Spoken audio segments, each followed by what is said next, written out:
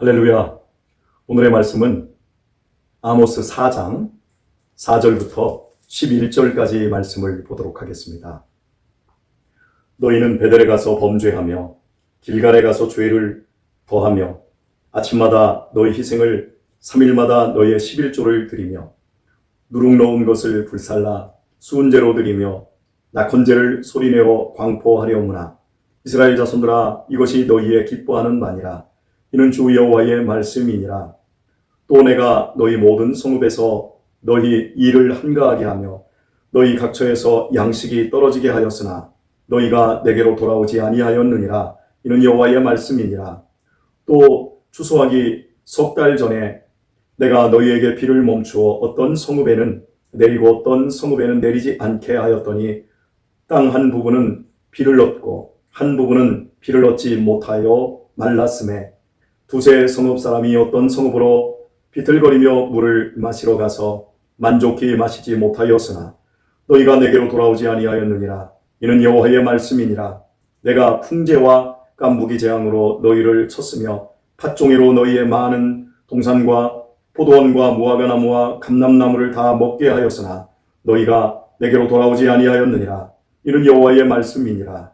내가 너희 중에 연병이 임하게 하기를 애굽에서 한 것처럼 하였으며 칼로 너희 청년들을 죽였으며 너희 말들을 노략하게 하며 너희의 진의 악취로 코를 찌르게 하였으나 너희가 내게로 돌아오지 아니하였느니라. 이는 여호와의 말씀이니라.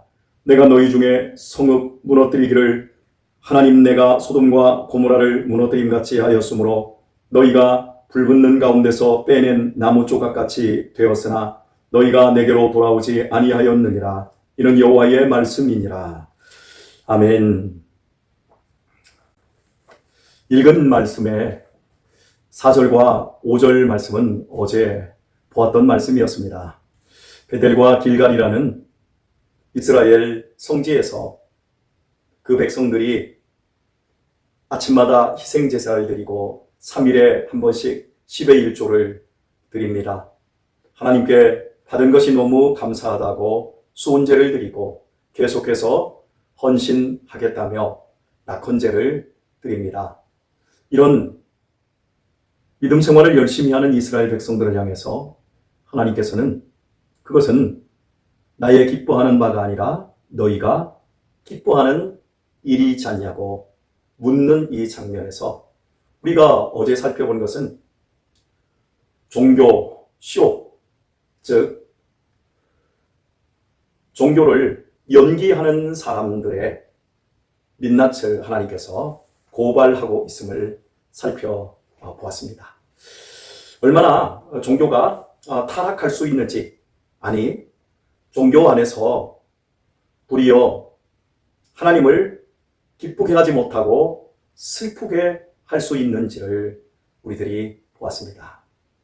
바로 그 사람들을 향해서 하나님께서는 오늘 너희가 내게로 돌아와야 하는데 돌아올 수 있도록 내가 그동안 수많은 조치를 취했어도 너희가 내게로 돌아오지 않았다. 이렇게 하나님이 말씀하고 계십니다.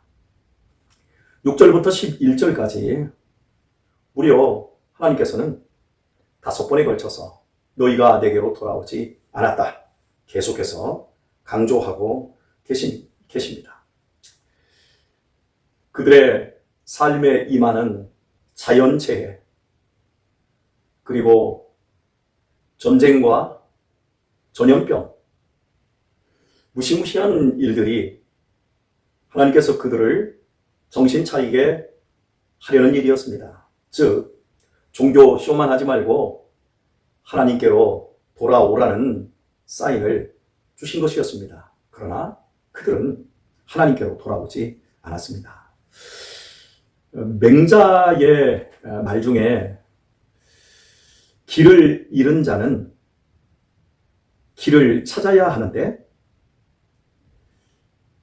집에 키우는 닭을, 가축을 잃어버리면 그것을 찾으러 나간답니다. 하지만 사람은 자기의 마음을 잃어버렸음에도, 자기를 잃어버렸음에도 자기를 찾지 않는다라는 말을 합니다.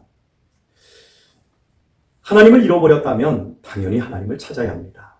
이 우주의 주인이신 하나님, 우리를 만드신 하나님, 우리의 주인 되신 하나님, 그 하나님을 인간은 버렸습니다. 죄로 말미암아 그 하나님을 거부했습니다. 그리고 자기가 주인이 되었습니다. 그것이 바로 죄입니다. 그래서 인류는 하나님께로 돌아가야만이 살 수가 있습니다. 그렇다면 이스라엘 백성들을 생각을 해보도록 하십시다. 그들이 베델과 길갈에서 열심히 하나님을 섬깁니다. 희생제사를 아침마다 드리고 3일에 한 번씩 11조를 드립니다. 그리고 하나님이 주신 은혜를 감사하며 수은제를 드립니다. 앞으로도 계속해서 헌신하며 즐겁게 하나님을 따라가겠다고 낙헌 제물을 드립니다. 그들은 하나님께 돌아온 사람들 아닙니까? 그들은 하나님 안에 있는 사람들 아닙니까? 그런데 어째서 하나님께서는 그들을 향해서 내가 너희에게 무슨 일을 벌여도 너희가 내게로 돌아오지 않았다. 그래서 이제 우리가 다음 시간에 그 뒷부분을 보게 되겠지만 너희가 내가 불러도 내가 어떠한 방법을 동원을 해도 내게 돌아오지 않기 때문에 너희들 내가 찾아가겠다. 너희들 나 만날 때를 준비하라. 이런 경고로 4장의 말씀이 끝납니다. 오늘 이 말씀은 세상 사람에게 주고 있는 말씀이 아닙니다. 세상 사람들을 향해서 하나님의 존재와 하나님의 구속하심을 부인하는 그 사람들을 향해서 말씀하고 있는 성경이 아닙니다. 이 말씀은 분명히 최선을 다하여 신앙생활을 하고 있는 이스라엘 백성들, 오늘날로 교회 안에서 정말 목사와 같은 장로님, 권사님들 같은 최선을 다하는 믿음의 사람들에게 주고 있는 말씀이라고 적용해야 할 것입니다. 그렇다면 여러분, 얼마나 심각한 일입니까? 우리는 기독교라는 종교 안에서 하나님을 잃어버렸다는 것밖에 안 됩니다. 다른 표현으로 하나님을 떠나버렸다고 이야기할 수 있습니다. 오늘 이 본문이 우리를 참 불편하게 합니다. 왜냐하면 우리의 믿음 생활이 얼마나 열심히 있고 최선을 나름대로 다하고 있지 않습니까? 이런 우리에게 하나님께서 너희들은 내 안에 있으니 이제 모든 복을 누리고 하나님의 나의 영광을 찬양하며 그 안에서 행복하여라. 이렇게 복 있게 우리를 축복하신다면 얼마나 좋겠습니까? 대체 무엇이 문제일까요? 이스라엘 백성들은 하나님을 종교로 생각을 한 겁니다. 즉 하나님을 종교라고 하는 일반적인 인간의 뒤틀려진 신성 안에 가두어 버린 겁니다. 사람들이 기독교를 종교로 분리합니다. 그것은 종교학이라고 하는 안에서 충분히 가능한 일입니다. 그런데 어떻게 하나님을 종교 안에 가둘 수 있겠습니까? 복음은 하나님이 우리에게 베풀어 주시는 사랑입니다. 엄청난 은혜입니다. 우리가 예수님을 기독교라는 종교에 가둘 수 없습니다. 예수님은 하나님이십니다. 인격자이십니다. 우리가 예수님을 인정하지 않고도 얼마든지 기독교 생활을 할 수 있다는 것을 기억해야 합니다. 예수님을 믿지 않음에도 불구하고 새벽기도에 나올 수 있지 않겠습니까? 10의 1조를 드리는 이유가 뭡니까? 예수님과 상관없이 내가 소득의 11조를 드려서 종교 생활을 영위하고 그 가운데 복을 받는 것을 간절히 사모하는 열심으로도 10의 1조를 할 수 있습니다. 이 세상에 자기가 누리고 있는 자기의 삶의 혜택을 감사하지 않는 사람이 어디 있겠습니까? 자기의 불안한 미래에 대해서 내가 이렇게 최선을 다할 테니 이런 복을 주세요 라고 그런 마음을 신에게 바치지 않는 사람이 또한 어디 있겠습니까? 대상만 다를 뿐 그 대상이 누구냐에 따라 상관없이 우리는 얼마든지 자기 중심적으로 종교 생활을 할 수 있다는 겁니다.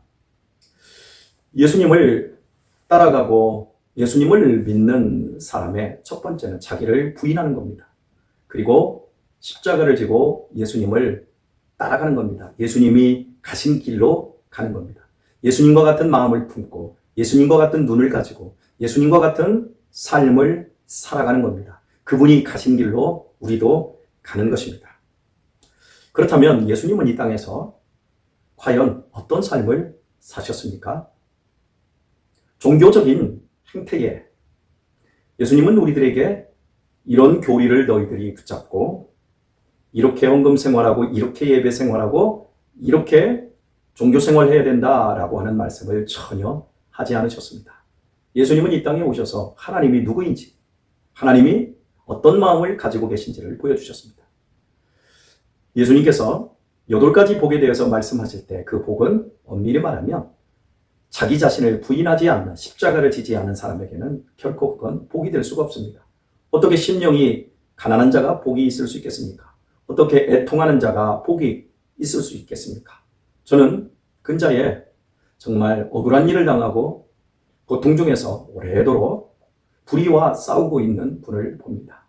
그분의 마음이 얼마나 슬프고 얼마나 통안으로 채워져 있는지를 들여다봅니다. 어떻게 그런 마음이 복이 있을 수 있겠습니까? 그런데 예수님은 애통하는 자, 또 의를 위해 핍박받는 자, 복이 있다. 긍휼히 여기는 자가 복이 있다. 온유한 자가 복이 있다. 말씀합니다. 능력 있는 자가 복이 있지 어떻게 가지지 못하고 힘이 없어서 온유한 곳에 눌려 있어야 될 사람이 복이 있겠습니까? 이렇듯 내가 하나님의 말씀, 예수님의 말씀에 내 자신을 부인하지 않고는 예수님께서 주신 말씀들이 사실은 하나도 기쁘게 느껴지지 않을 일들입니다. 오른뺨 때리면 어떻게 왼뺨까지 대어줍니까? 어떻게 겉옷을 벗어달라는데 속옷까지 벗어줄 수 있습니까? 오리를 가자는데 심리를 더 가질 수 있겠습니까? 어떻게 참는 것도 하루에 70번씩 7번을 참을 수 있겠습니까? 참으면 바보가 되는 거 아닙니까? 이렇듯 예수님을 쫓아가는 데 있어서 예수님의 말씀에 대해서 내가 받아들일 때 내가 부인되지 않고 예수님의 십자가 지신 그 길을 갈 수 없다는 겁니다. 그래서 참된 신앙인, 참으로 예수님을 믿는 사람은 자기의 탐욕과 자기의 생각과 자기의 판단을 내려놓을 수밖에 없는 겁니다. 그리고 예수님의 삶은 무엇이었습니까? 늘 가난하고 약한 자들, 사회적으로 소외된 사람들, 병든 자들, 귀신 들린 자들, 인간 쓰레기로 취급되었던 세리들, 이런 사람들을 예수님은 찾아가셨고 그들과 먹고 마시며 그들에게 새 생명, 새로운 비전, 새로운 소망을 그들에게 안겨주셨습니다. 우리 주님은 10의 1조에 그리고 낙헌제의 수은제에 매달리지 않으셨습니다. 종교적 계율을, 제도를 지키는 종교인이 아니셨습니다. 예수님은 그 삶 자체로 하나님이 누구인지, 하나님이 마음을 어디에 두고 있는지를 정확하게 보여주셨습니다. 이런 의미에서 우리가 믿음 생활 열심히 해야 합니다. 그런데 거기에는 나를 부인하고 예수님을 쫓아가는 삶이 확실하게 있어야 합니다. 그 사람이 하나님께로 돌아온 겁니다. 그냥 모양새만 외형적으로 헌금 바치고 봉사생활 잘하는 것, 그것만을 일삼으면, 그리고 내 삶에서는 예수님이 원하는 예수님의 삶과 마음을 닮아가고 따라가지 않는다면 종교 쇼하는 것이고, 이런 우리를 향해서 주님께서는 돌아와라, 돌아와라 계속해서 말씀하실 수밖에 없다는 겁니다. 인류 역사의 과제는 하나님께로 돌아가는 것입니다. 그리고 성경 전체의 주제 역시 하나님께로 돌아가는 것 아닙니까?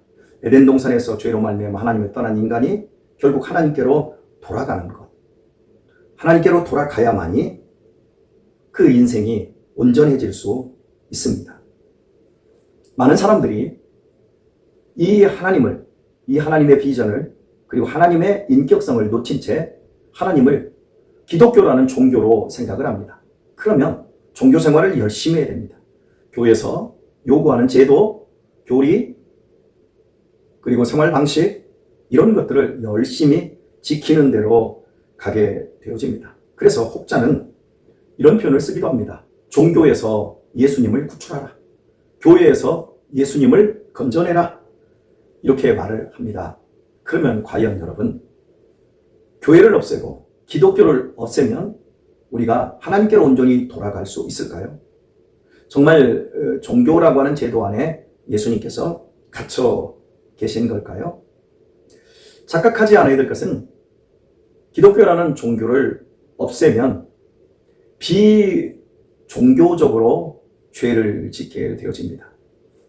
종교 안에서 짓는 외식과 위선의 죄가 있습니다만은 아예 종교를 떠나버리면 그 안에서 하나님을 부인하고 하나님 앞에 죄 짓는 것은 여전히 똑같다라고 하는 겁니다. 정말 중요한 것은 우리 자신이, 내 자신이 마음과 생각과 그리고 감정과 뜻과 인생의 목적과 삶의 가치를 하나님께로 두어야 된다는 겁니다. 우리의 생각과 삶의 가치, 그 감정, 그 모든 것들이 여기에서 그냥 출발하는 것이 아니라 하나님께로 나아가서 우리가 햇빛을 볼 때 프리즘이라고 하는 것으로 햇빛을 볼 수 있지 않습니까? 그런 것처럼 하나님이라는 프리즘으로 모든 것을 생각하고 모든 것을 판단할 수 있어야 합니다. 그 사람만이 하나님께로 돌아온 사람일 것입니다. 오늘의 말씀을 맺도록 하겠습니다. 하나님께서 이스라엘 백성들을 그 종교적인 위선에서, 그 가식에서 건져내시고자 얼마나 많은 재앙과 또 얼마나 많은 선지자들을 보내주셨습니까? 그런데 그들은 그 어떤 방법으로도 하나님께 돌아오지 못했습니다. 그들은 종교 연기자들이었습니다. 그리고 그들의 종교는 쇼로 일관되었습니다. 신앙과 삶을 분리를 했습니다. 신앙이 무엇입니까? 예수님에게 율법사들이 신앙의 대강령이 뭐냐고 물었을 때 예수님은 신명기의 율법의 말씀, 율법의 대강령을 들면서 말씀하셨습니다. 네 하나님을 마음과 뜻과 힘과 목숨을 다하여 사랑하라. 그렇습니다. 그 목숨을 다하여 사랑하기 때문에 우리는 수은제를 드릴 수 있고 낙헌제를 드릴 수 있고 그리고 하나님을 사랑합니다. 새벽에 제단을 쌓을 수도 있고 10의 1조를 열심히 드릴 수도 있습니다. 이것은 모두 하나님께로 향한 것입니다. 그런데 이것으로 하나님은 당신을 향한 예배와 사랑 그리고 신앙생활을 끝나지 않으셨습니다. 또 하나는 이것이니 네 이웃을 자기 몸처럼 사랑해야 된다라고 말씀하십니다. 즉 우리가 하나님을 사랑하는 것은 교회에서 예배생활 그걸로 끝나지 않는다는 겁니다. 그걸로 다 완성되지 않는다는 겁니다. 반드시 우리가 하나님을 사랑하고 의지하고 하나님을 따르는 그 가치만큼 나의 주변의 사람들을 사랑하는 대로 나아가는 겁니다. 신앙과 삶이 일치하는 겁니다. 예배와 나의 생활이 함께 가는 것입니다. 그때만 우리가 온전히 하나님께로 돌아온 삶을 살게 되어지는 겁니다. 하나님을 사랑하듯 가난하고 나약한 자들 우리가 사랑해 줄 수 있는 겁니다. 하나님이 우리에게 엄청난 사랑을 베푸신 그 사랑을 먼저 내 자신에게 적용하는 것도 중요한 일입니다. 하나님의 사랑으로 나를 사랑하지 못하는 사람이 어떻게 이웃을 사랑할 수 있겠습니까? 이렇듯 우리의 삶은 모두 예배 생활이나 삶에서 소소하게 살아가는 일상이 다 연결되어 있다는 겁니다. 성과 속은 없습니다. 예배가 구별되는 이유는 그 예배를 통해서 우리는 삶의 예배로 출발하는 것입니다. 그리고 삶의 예배를 가지고 다시 모인 회중 예배로 들어가는 겁니다. 모두 하나입니다. 모두 엮여져 있습니다. 사랑하는 교우 여러분, 절대 우리의 신앙생활이 종교 안에 머물러서 하나님을 잃어버리지 마십시다. 잃어버리는 실수를 하지 마십시다. 우리 하나님께 돌아온 사람들입니다. 내 힘으로 돌아온 사람들이 아니라 예수님이 우리를 위해 십자가에서 죽으심으로 내 대신 죄를 갚아주심으로 우리는 은혜로 인하여 하나님께로 돌아온 사람들입니다. 하나님의 마음을 품으십시오. 하나님의 눈을 가지십시오. 하나님으로 더 충만해지십시오. 하나님만 소망하고 바라십시오. 그 안에서 절대 하나님을 떠나지 마십시오. 오늘 하루도 하나님께로 돌아온 사람으로서 건강하고 밝고 힘있고 기쁨과 소망 가운데 멋진 한 날 살아가실 수 있길 예수님의 이름으로 축원드립니다.